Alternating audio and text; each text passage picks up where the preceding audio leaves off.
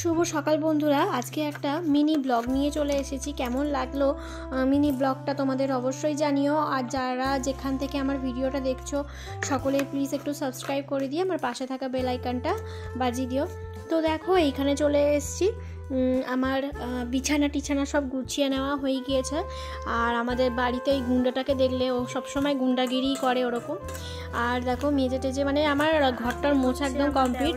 একটু বেলা হয়ে গিয়েছে, তো জন্মদিন তো পালন করতে নেই, তো তাই জন্যই জন্মদিন তো পালন করতে নেই, সেই কারণে আজকে আমি নর্মালি আর কি রান্নাবান্নার আয়োজন করেছি। আর রান্নার মেনুতে আছে হচ্ছে ফিশ ফ্রাই, আর হচ্ছে মানে ভেটকি মাছের চপ, আর হচ্ছে মাটন, আর হচ্ছে তোমার ডাল মানে মুসুর ডাল, আর হচ্ছে তোমার আর কি, আর হচ্ছে ভাত, আর কি করেছি চাটনি করেছি বেশ ভালো করে। তো এই কটাই হচ্ছে আইটেম। তো খাওয়া দাওয়া জানি না দেখাতে পারবো কিনা, রেডি ফেডি হয়ে গেলে কমপ্লিটলি। তো ঠিক আছে, যতটা হবে আর কি ততটাই দেখাবো তোমাদেরকে। কারণ কি আনন্দটাই হচ্ছে বড় ব্যাপার, ক্যামেরা বন্দিটা বড় ব্যাপার না। কেন বলো তো বলছি, কারণ আনন্দ করার সময়, খাওয়ার সময়, মজা করার সময় না অত ক্যামেরা অন করা যায় না।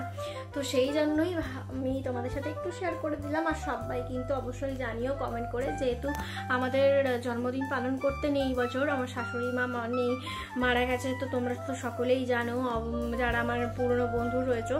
তো এখনও তো 1 বছর হয়নি, বেশি দিন হয়নি আর কি, 3 মাস হয়েছে আর কি। তো সেই কারণেই একদমই কিছু অনুষ্ঠান কিছু হচ্ছে না, মোটামুটি আমি ঘরোয়াভাবে জাস্ট আয়োজনটা করেছি, বাস এইটুকুই। তো কেমন লাগলো অবশ্যই কমেন্টে জানিও। শেষ অবধি দেখে আশা করছি ভালো লাগবে। ভালো লাগলে প্লিজ একটুখানি জানিও কমেন্ট করে, আর লাইক করে দিও, আমার চ্যানেলটার পাশে থেকো। তো চলুন দেখি কি কাজ করি। এখন আমি মানে ফিশ ফ্রাইয়ের পিসগুলো আর কি রেডি করছি। ম্যারিনেট করাই ছিল 1 ঘন্টা আগে। এর আগেও আমি রেসিপিটা শেয়ার করেছি। আমি সম্ভব হলে লিঙ্কটা দিয়ে দেবো আমার চ্যানেলে, যে কিভাবে বানানোর রেসিপিটা ফুল ডেসক্রিপশানেও লেখা, ফুল ভিডিওতেও দেওয়া। তো এই ভিডিওটা আপনারা দেখে আসতে পারেন, অসুবিধা নেই, মানে বুঝতে পারবার জন্যই বললাম। আর এই যে ফিশ ফ্রাইগুলো ভাজা হচ্ছে। আর এবারের পিসগুলো না খুব মোটা করেছে, একটু পাতলা হলে না দারুণ হয়।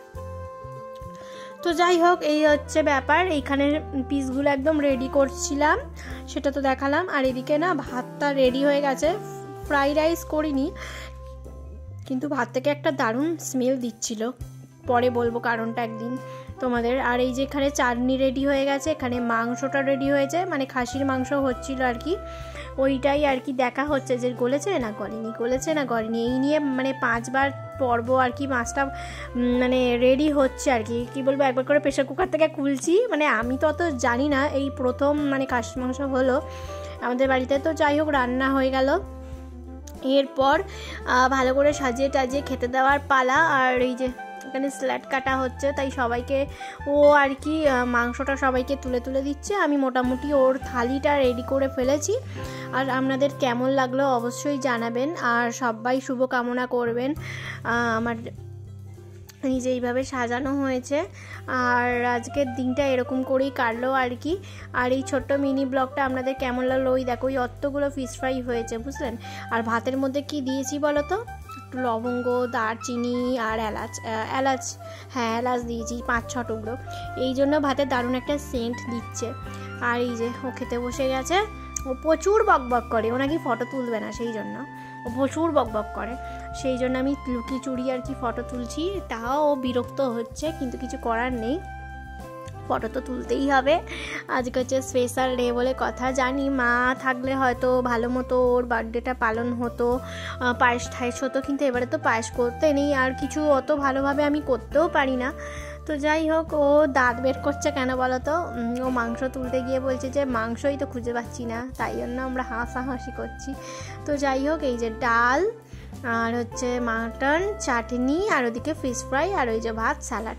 তো চলো তো বন্ধুরা, কেমন লাগলো অবশ্যই জানিও। ভালো লাগলে আমাকে প্লিজ কমেন্ট করতে বলো না। আর সবাই প্লিজ একটু উইশ করে দিও, যদিও ওর বার্থডে চলে গেছে, তাও কয়েকটা ফটো শেয়ার করলাম। ছবিগুলো আমরা সেই দিন তুলেছিলাম আর কি।